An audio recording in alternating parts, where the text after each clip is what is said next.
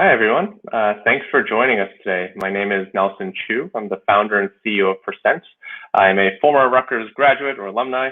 I graduated in 2009 as a college, I think College of Arts and Sciences. I almost forget what it's called these days. I had a double major and a minor in econ poli-sci with a minor in philosophy, and it was a good run for the years that I was there. But I'm excited to talk to you all today about my journey as an entrepreneur, how to think like one, how I got to where I am today, and obviously happy to answer any questions you may have as we go through this process. So just as a reminder, you can post questions in the comments on whatever platform that you are viewing this on, and I'll address them throughout the entire conversation here. But I do very much want to make this a conversation, and so if you do post a question, I will answer it as quickly as I can throughout. But before we get started, I think it's obviously helpful to have you all understand my story and where I came from.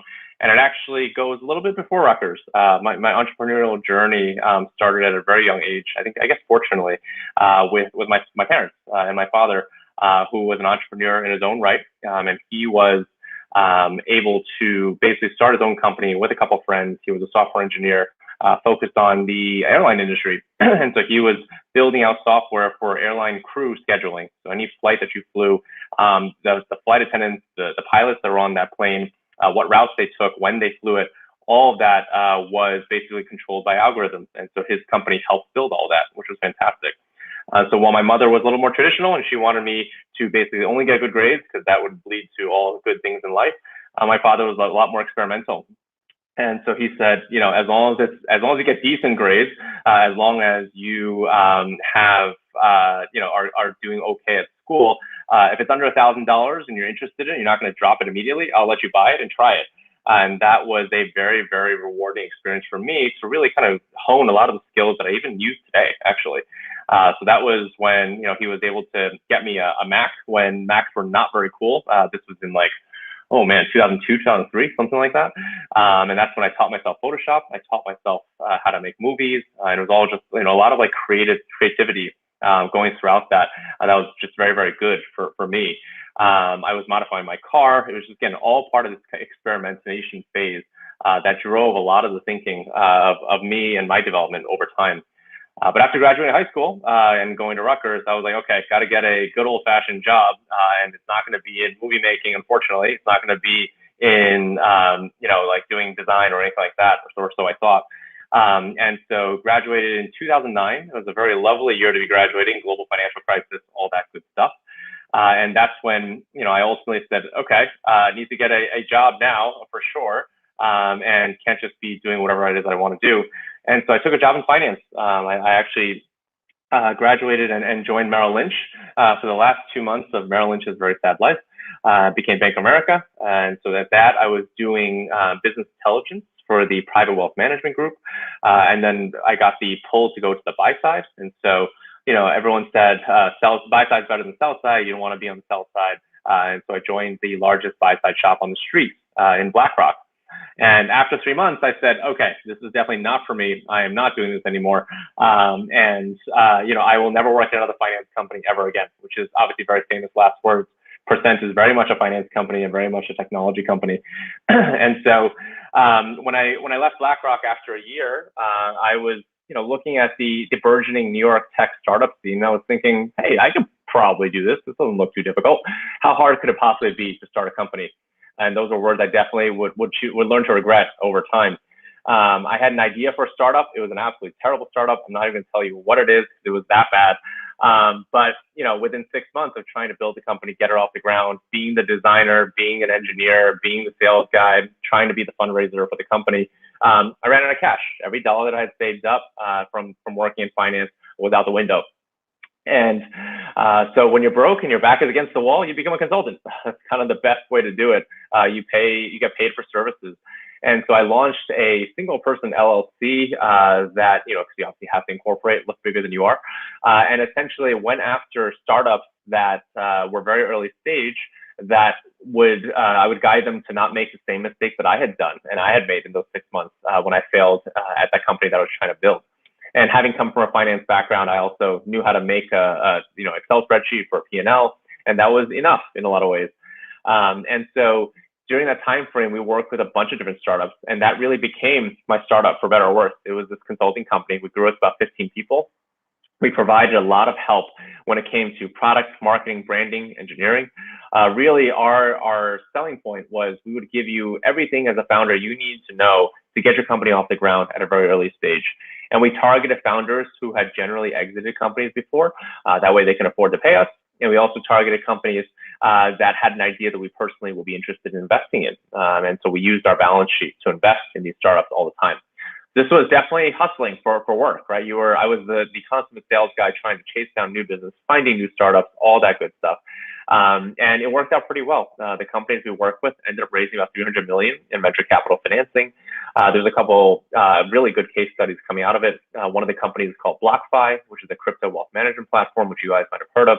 They've done very well. And that was started in our office as just a single founder at the time. And we gave him the resources to do a pitch deck, to do his initial marketing website to get it off the ground, parts of the V1 of the product, and ultimately introduce him to his lead investor. And so that was a very eye-opening experience for me in the sense that, I have a team that clearly knows how to build products. I have a network that knows how to make investments into companies. And I'm a lot wiser and maybe humbler than I was the first go around in 2012, 2013. And so that was when I thought, okay, if that's the case, and knowing that, we have all the resources we need to get a company off the ground, why don't we just do it ourselves, the good old fashioned venture-backed way? And so that's when ultimately I decided to take the plunge and start Percent. But there's really a lot of lessons learned along the way, in shifting a mentality or a mindset from a service-based business, which is very margin-driven, to a VC-backed company, which is almost like a growth at all costs model. And so one of the first things is really around the team, right? So when it's a driven business, you almost hire for need and not for potential, because you just need to solve that gap. And so you bring on people and you hire those that can get the job done, but generally it will require more management, right? Because they'll probably be more junior at the end of the day. And so in that instance, we would require a lot more oversight and telling them what to do and things like that versus kind of letting them run on their own and make their own strategic decisions. And so it just took a lot of effort on my part to be able to kind of oversee that entire process. Versus when I started Percent, I was like, I'm going to go a different route. We have the capital to hire intelligently. And so we're going to double down on making some of the best hires possible. Really smart people who have the experience, who are expensive, but they know how to do the grunt work and also know how to manage and have an eye for strategy. And that really has been transformational for us in being able to get to where we are today. Now we are 40 people, give or take, and growing very rapidly. But the core management team is still very much here from the early days, which is fantastic to see. Some other lessons that I learned really comes down to, I think, the power of your network in a lot of ways.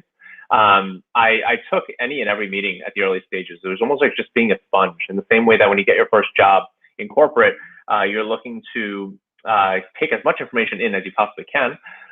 The goal for this was to honestly just meet with anyone and everyone, because ultimately they will have their perspective, they will have something new to say, and you can learn from it, especially if you're new to the scene. Anything and everything is extraordinarily helpful. And so I took meetings with people that ultimately I didn't think would be at the outset of any help whatsoever.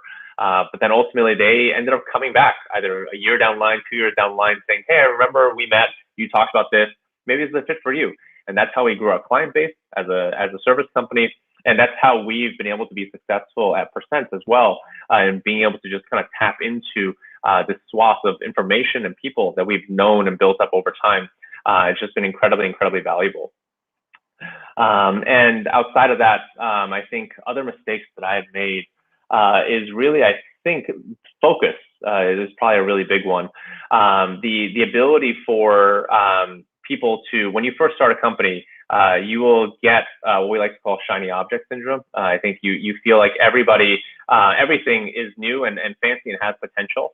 And you're in a position where you unfortunately don't have a lot of capital and don't have a lot of ability to do anything and everything.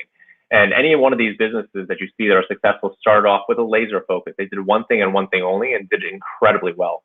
And so when I was doing the consulting company, as a consulting company, you do a lot of different things naturally. You offer a lot of services, And we never became known for any one thing. We were kind of doing all things for all people, which means you almost satisfy nobody. With Percent, we really changed it up. We were laser focused on shipping specific features, specific products, offering specific things that no one else would offer, and be differentiated and be known for that. Because if you can do that, then people will start to build a brand around that, and people would just know who you are, what you do, and not have a question of like, oh, don't they do that? Or, oh no, maybe they do that. And that's just very, very confusing. And beyond that, it's an allocation of your time as well. It's a really interesting value or proposition when someone sends you something. It's like, oh, this could be monumentally transformational for our business. But then you look at your resources and you're thinking, interesting. Well, I'm going to have to divert all my resources from here that I'm working on that I feel could be successful onto this that also could be successful. And you can either split it half and half, in which case none of them will be successful. You can switch it all the way over there to the new thing, which means that you're taking a risk that may not work, or you can continue to do what you do because the thesis that you have been started the company with is still valid, and you're still you have high hopes that it will work out. So the ability to focus on one thing and one thing only and double down on it is incredibly important to ensuring that you can be successful as you're navigating a very rough waters around, I'm going to run out of cash, I haven't had enough traction, all those different things. That all comes into play. The ones who are successful are the ones who can singularly do one thing and one thing only. And another lesson I think that I've learned along the way is to really just cut out the noise. There's a lot of, you're going to see a lot of competitors that are doing something different. They launched something new. A bigger company that you would hope would not go into your space is going to get in your space. And the truth and the fact of the matter is, it doesn't matter, right? It really makes no difference whatsoever. The people who are you think are competing against you, behind the scenes, it's a total mess. Like, it literally is a total mess. Every startup is a total mess. That's just kind of part of the business that we're in. You don't have enough resources. You don't have enough capital, like I mentioned. And so if that's the case, what can you do is just do a good job for yourself and yourself only. And then from there, you can compete against the people that you think are competitors and then navigate that process directly.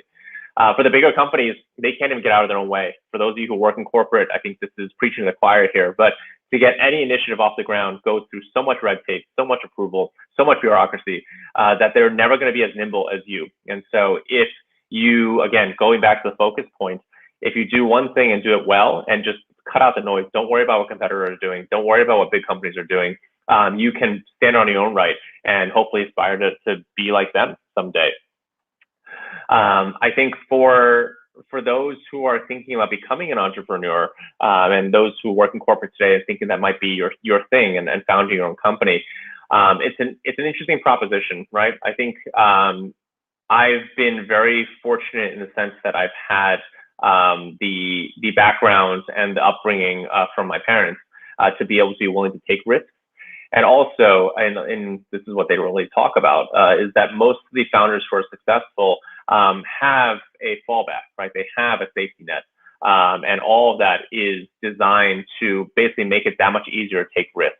And that's unfortunate, right? It's the reason why you're seeing a lot of these VC funds start out that are designed to help minorities start their own businesses, designed to help underprivileged start their own businesses. Like, all of that is super important, because if you can have a safety net, that in of itself goes a long way towards being able to take the risks that are going to be required to start a company.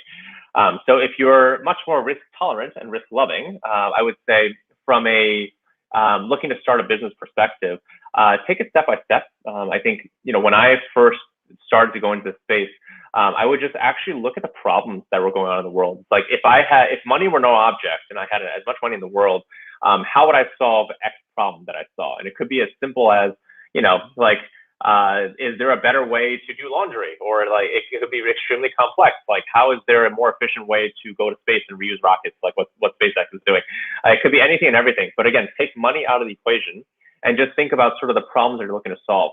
Because if you have that mentality, you will see just how much opportunity and problems there are out there in the world today that you could potentially solve. And then you got to find one that you're passionate about. There will be certain ones that bubble up to the top that you're thinking, okay, I actually think this is a massive problem. I love this space, and it's something that I want to double down on and work on myself. And if that's the case, then you start to get a little bit closer into being able to say, I have enough potential here and conviction to do this. The next stage after that of having conviction and solving and picking the problem that you want, it's really test it out. We're in a phase now where it's almost like I consider it startups helping startups, in the sense that it's never been easier to start a company. I think Stripe, the payments company, lets you start an LLC in like 2 seconds. You have all these different startups solving their own problems that could be for whatever you need, whether it's managing your customers, whether it's setting up an e-commerce site or whatever it is. Like, all those different things are things that are available to you to piece it all together very quickly and very easily. And that means that it has never been easier to start a company, but also means that it has never been more competitive, given everything else that's out there. Everyone is on the same footing as you. And so in that instance, the best thing you can do to be able to raise capital and demonstrate this is to show a little bit of traction, right? You need to be able to have what we call a minimum viable product out the door, where you have somebody being willing to pay for your product, whatever it may be. And so the general thinking is that if you are in love with the site and the product that you ship, then you are probably launching too late.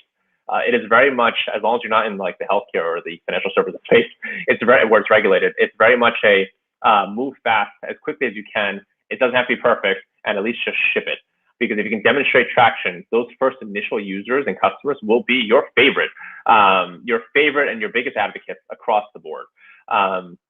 They'll be the ones that tell their friends. They'll be the ones that, it's like praise you and sing all your virtues. And so you have to be able to get them on board and make them feel really good about the fact that they're trying out something new, sticking their neck out there for you. In that instance, you can call them directly, you can talk to them, you can get feedback from them, you can give them things like gifts or swag or whatever it may be, just make them feel part of the journey. And from there, if you have that initial traction, you'll be ready to raise money. And so I'm getting a lot of questions here right now about someone who's looking to start their own business and how do you actually raise capital. It's also never been easier to raise capital today. There is so much liquidity out there, and we can, I'm not going to bore you with why we have so much liquidity, but it's very much a sign of the times in terms of just the federal, like the Federal Reserve like policy, among other things, that everyone's looking to generate yield, everyone's looking to get returns and things like that. But that just means that it's better for anyone who's on this call who's looking to start a company. There's multiple different types of investors. There's angel investors, individuals who cut smaller checks. There's family offices who make this a little bit more of their business. They're much more high net worth. They will make investments in multiple different asset classes, including startups. And there's traditional VC funds, which we all may know, like the Sequoias of the world, the General Catalyst, the Excels, the Andreessen Horowitz, those big names that you see on the news. And then you have corporate venture, and those guys who are essentially more strategic investors. They see a value in making investments to startups that they could ultimately use or buy or whatever it may be. Those are your 4 types. When you start off as a company, generally you're going to go after angel investors, right? Those are the ones who can cut you a small check. They will be the ones to basically be your first money into the door. Those guys are very difficult to get over the line because they don't have a lot of money. And so they are very specific and very careful about how they make investments. So you're going to have to be nurturing them left and right. But it is very much a numbers game. When you make your first pitch to raise capital, you're going to be going through hundreds of investors. I think I pitched 165 different investors in my first round of financing for $2 million. And I took about 220 meetings to be able to get there. I had about a 90% failure rate in terms of people saying no, which is normal. But that's kind of what it takes. The smaller investors, you're going to have to talk to more of them. It'll be more difficult to get them over the line. But once they do, they oftentimes, same way as your first-time customers, they will be advocates for life, right? Like they love everything as you do, and they're going to be the ones who champion you as you grow and evolve over time. So that's generally the angel investment round, or the pre-seed round, if you will, which is what people call it. There's also crowdfunding platforms out there. You have your Republics, your Angel List, and things like that. I would tend to not go with them. That's just a personal preference, but you tend to have adverse selection coming out of that, or negative perception at the very least. If your goal is to raise money from VCs down the line, ultimately you are going to definitely want to not be on those platforms, because those tend to be the ones who couldn't raise money from VC. And that's how they're actually raising the capital today, which is not great. So if you put yourself into that bucket immediately, you're going to have a hard time raising money from VCs who see that. It's like, oh, so you couldn't raise money from my friends. And that's what you need to really recognize with VCs, which is it's a very much a follower type mentality. And so they oftentimes, if they see one VC invest, then everyone's going to come in. If there no VCs are invested, nobody wants to come in. And same thing, if you go on a crowdfunding platform, that's already saying, okay, if none of my friends want to come in, then I'm not going to invest in you either. I think there's a time and a place for crowdfunding platforms like Republic and AngelList, but it's probably not for most startups who have bigger aspirations, just my general thinking. But when it comes to VCs, it's, again, that's also a numbers game, and that's a network game. I would say if you want to get into a VC, you're going to need to know somebody who knows somebody there, ultimately. They get so many introductions, they get so many deals, especially right now. They're seeing hundreds of deals a week, that you need to actually have a warm intro into there. And so start with the associates generally. They tend to be the first, like the first line of defense for VCs. They're looking at all the deals. The partners see less deals that have been almost like vetted. And so you should be friends and associates. They're a lot more open. They're a lot more easy to talk to. It's not as nerve-wracking. And you can take them out for coffee. You can meet them when you're not raising, like all those different things. Like they're much, much more approachable. If you become friends with them, they'll be the ones to champion you when the time is right. And as long as you can get a warm intro to an associate, which is a lot easier to get than a partner, it should be no issue to kind of build that relationship over time. But like I mentioned, I pitched 165 VCs and investors in that first round of financing. That number has come down, right? So every follow-on round becomes easier and easier as long as your business is doing what it's supposed to be doing. And so in that case, I think the most recent round that I'd done, I pitched about 40 investors, and we had a success rate of, well, we were oversubscribed. So we had a success rate about 50% of the investors wanted to come in, of which we only let 2 in because we ran out of room in the round. So it does get easier in a lot of ways over time. And if you start to narrow down the list of investors who you've spoken to over the years that you just think will be a good fit down the line. But never count them out. They may come through later on, and you should continue to keep them updated on your progress. When it comes to, a network of investors is one thing, but a network of mentors, which I think a lot of people are asking about as well, is really, I highly recommend it. And I would say, I haven't gotten a lot of mentors for percent, but I think it's because I had built up a nice arsenal of them in my days in consulting. There's what's interesting about mentors, I guess, is that they're not necessarily smarter in a lot of ways. They just have a different perspective, and they can be a sounding board. They've seen more. And so when you think about anybody who's been successful, the average age of an entrepreneur is in their like late 30s, early 40s, which you don't see because you see all the success stories of like the 16 and 20-year-olds that are doing it. But the reason why they're successful later in life is because it's pattern recognition, right? So they actually have just seen more instances, events, consequences, mistakes, all those different things, and they can give you that guidance. And so I wouldn't say that they necessarily are potentially, like they know everything. It really is they've seen everything, much more than you have. In which case they can give you guidance like, hey, I had that event happen earlier on in my company. This is how I navigated it. These are the mistakes that I made, and that's just all in all a much better thing to learn from if that's the case. So in terms of finding mentors, it's unfortunately some of these are also warm intros, but yeah, you'd be surprised at LinkedIn. The success rate on that is modestly high in a lot of ways. I do take inbounds from LinkedIn all the time. I do look at most of them. A lot of it's spam, so I'm not responding to any of that. But for the ones who are genuine in how they want to be approached, I take the time to talk to them. Or if they cold email me and they actually look like they've done their research, and so they looked at my background, they looked at what we do.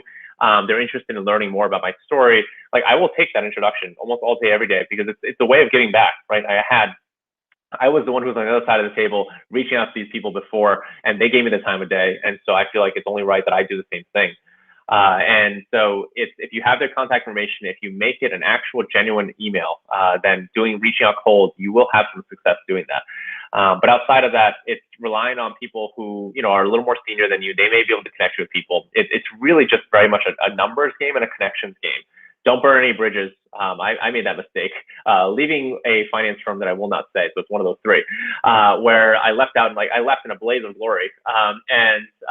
Right now we probably need them as a client. So it's an interesting spot to be in. But fortunately, hopefully it's been enough years that it's not going to make a difference anymore. But don't burn any bridges. Even if you think that it's fine to do it, don't do it. It's not worth it.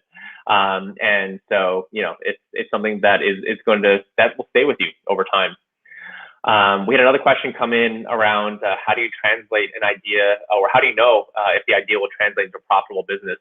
I think the answer is you don't, right? And nobody is profitable from day one, especially not a VC-backed company. I think consulting companies like what I had before are designed to be profitable, but it's a whole different mindset and mentality on how you approach it.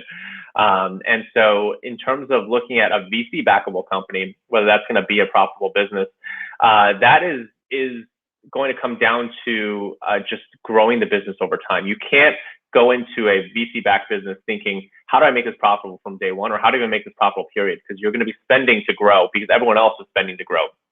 You would not believe the marketing budgets on some of these VC companies. Like, it's absolutely insane because they have a mentality of grow at all costs to get to the next round of financing, versus a profitable business is survive at all costs. And so you have to assume that you are smart enough and your team is smart enough to figure out how to turn profitable later on. But if it's a big enough idea, you may never need to turn profitable. You look at these public companies like Uber wasn't profitable. Several of these other companies were not profitable when they went public. Twitter definitely wasn't profitable. But it's a massive idea, reaches millions of people, and it's transformational enough that investors can look past it because they will figure it out over time.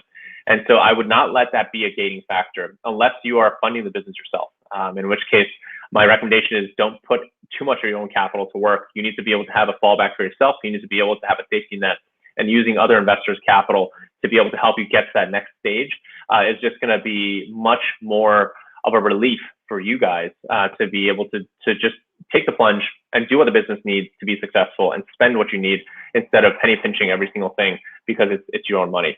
If you have some to start, then that's great. You should put that to work because then you can take VC money later down the line. The less money you take and the later you take it, the better it is for your ownership of the business. Every single time you take investor money, it dilutes your ownership.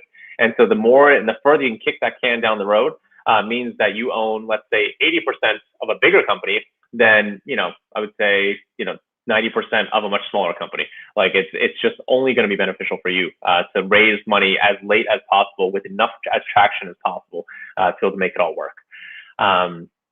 But yeah, I think that was, most of the questions that I've seen so far. In terms of, I guess, the steps took to start my business and percent, this was an interesting business because we had a lot of clients on the consulting side that was looking at my face, right? So we had a lot of visibility into what we were doing, trying to raise capital for people who need to raise debt. And we saw an opportunity to just do something differently. So in terms of like, how do you determine the idea is profitable? How do you know if it's going to be successful? All those different questions were not racing in my head. I was just basically looking at the competitors are doing X, and they've set up the landscape for me to be able to actually steal users from them. And if we do it better, we have a better mousetrap, we advertise a little bit better, we can be differentiated enough that we can actually have legs to get this company off the ground. That's what we did. We were exactly the same as our competitors, just offered a better product at the end of the day.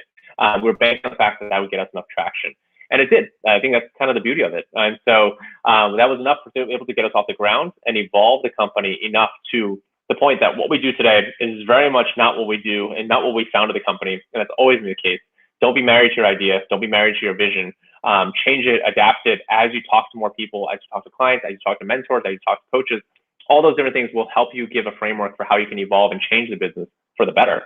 And so, yeah, what we do today is leaps and bounds away from what we started with. And that's just, it just tells you like, the ability to start something with an idea is enough. If you have enough conviction behind it, you can make it work and you will figure out the rest of the way what it can become down the line. But yeah, I think that we're coming up on time now at this point. If anyone has any other questions, feel free to share. Really grateful and glad that you all tuned in today. If you are interested in learning more about what we do, I didn't really cover it that much. It was really more about the entrepreneurial journey. You can feel free to check us out at mypercent.com. We are an investment platform for private debt. You can actually earn a pretty good yield on any investments across small business lending, consumer loans, things like that. If you want to reach out to me directly, again, I do take intros all the time, and I'm happy to chat with anybody. My email is nelson@mypercent.com. If there's anything you're interested in learning about, have questions about, feel free to reach out. And otherwise, look forward to seeing all of you guys start your journey as well on the entrepreneurial endeavor. It's a fun one. I don't regret it at all. And I look back fondly on every single moment in this journey, as much as it's painful, as much as it's, there will be moments where you doubt yourself every single day. Looking back, you learn so much. Your impact is in your control, and I just wouldn't have it any other way. So thank you, everybody, for attending, and hopefully we'll hear from you soon.